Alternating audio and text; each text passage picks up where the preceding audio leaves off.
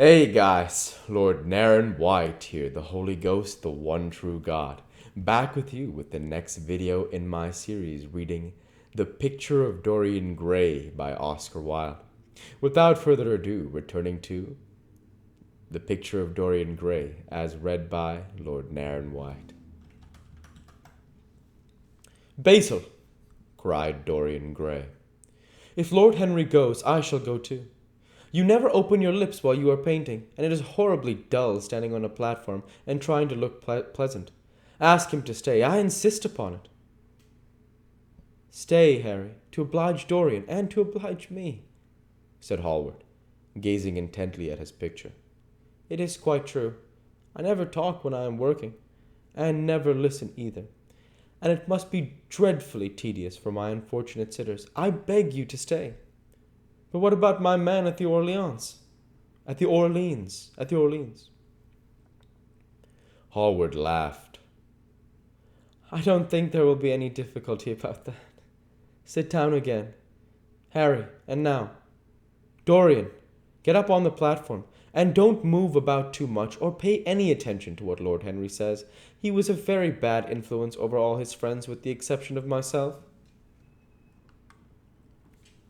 Dorian stepped up on the dais with the air of a young Greek martyr, and made a little moo of discontent to Lord Henry, to whom he had rather taken a fancy.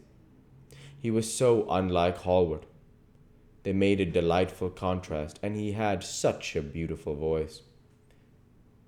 After a few moments he said to him, Have you really had really a very bad influence, Lord Henry? As bad as Basil says?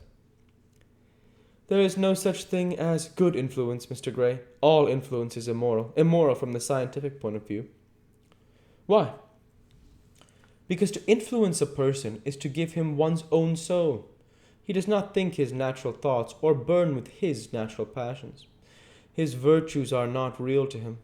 His sins, if there are such things as sins, are borrowed. He becomes an echo of someone else's music, an actor of a part that has not been written for him. The aim of life is self-development, to realize one's nature perfectly. That is what each of us is here for.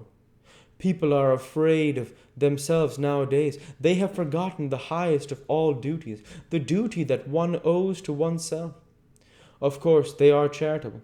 They feed the hungry and clothe the beggar, but their own souls starve and are naked. Courage has gone out of our race. Perhaps we never really had it. The terror of society, which is the basis of morals, the terror of God, which is the secret of religion. These are the two things that govern us, and yet... Just turn your head a little more to the right, Dorian, like a good boy, said Hallward, deep in his work, and conscious only that a look had come into the lad's face that he had never seen there before. And yet, continued Lord Henry, in his low musical voice, and with that graceful wave of the hand that was always so characteristic of him, and that he even had in his Eton days, I believe that if one man were to live his life out fully and completely, were to give form to every feeling, expression, to every thought, reality, to every dream, I believe that the world would gain such a fresh, impulsive joy that we would forget all the maladies of medievalism and return to the Hellenic ideal, to something finer, richer than the Hellenic ideal it may be. But the bravest man among us is afraid of himself. The mutilation of the savage has its tragic survival in the self-denial that mars our lives. We are punished for our refusals.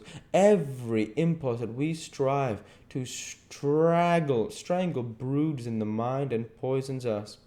The body sins once, and has done with him its sin.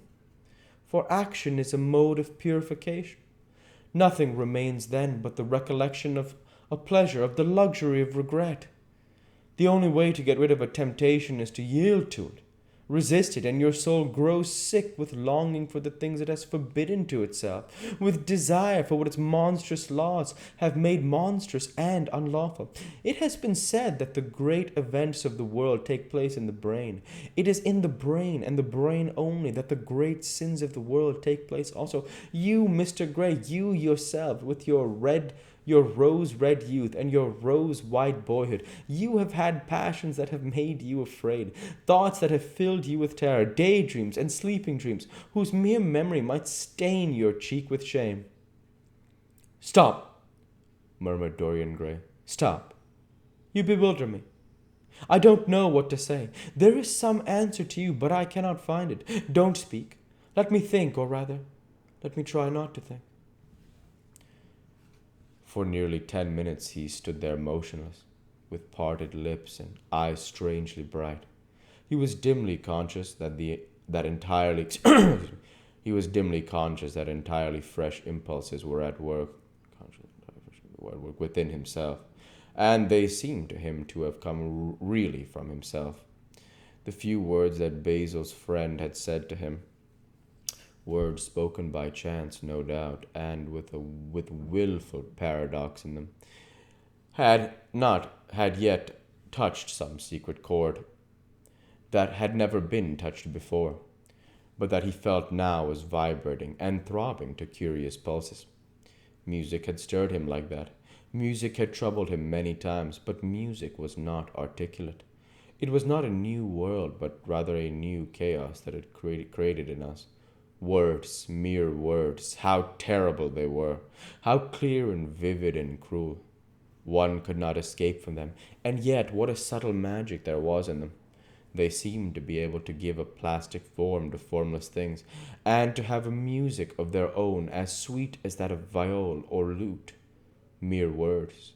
Was there anything so real as words?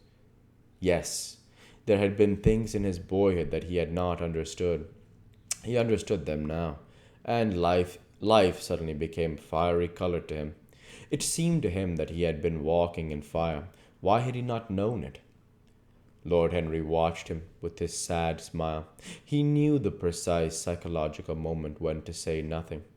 He felt intensely interested. He was amazed at the sudden impression that his words had produced, and remembering a book that he had read when he was 16, which had revealed to him much that he had not known before, he wondered whether Dorian Gray was passing through the same experience. He had merely shot an arrow into the air. Had it hit the mark? How fascinating the lad was. Hallward painted away with that marvelous bold touch of his that had the true refinement and perfect delicacy that come only from strength. He was unconscious of the silence. "Basil, I'm tired of standing," cried Dorian Gray suddenly. "I must go out and sit in the garden. The air is stifling here." "My dear fellow, I am so sorry. When I am panting, I can't think of anything else.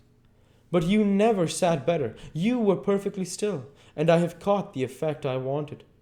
The half-parted lips and the bright look in the eyes. I don't know what Harry has been saying to you, but he has certainly made you have the most wonderful expression. I suppose he has been paying you compliments. You mustn't believe a word that he says." "He has certainly not been paying me compliments. Perhaps that is the reason I don't believe anything he told me." "You know you believe it all," said Lord Henry, looking at him with his dreamy, heavy-lidded eyes. "I will go out to the garden with you. It is horridly hot in the studio, Basil. Let us have something iced to drink, something with strawberries in it." "Certainly, Harry. Just touch the bell, and when Parker comes, I will tell him what you want. I have got to work up this background, so I will join you later on. Don't keep Dorian too long. I have never been in better form for painting than I am today. This is going to be my masterpiece. It is my masterpiece as it stands." Lord Henry went out to the garden and found Dorian Gray burying his face in the great cool lilac blossoms. Fervently drinking in their perfume as if it had been wine, he came closer to him and put his hand upon his shoulder. "You are quite right to do that," he murmured. "Nothing can cure the soul but the senses. just as nothing can cure the senses but the soul. We'll go ahead and stop there for this week.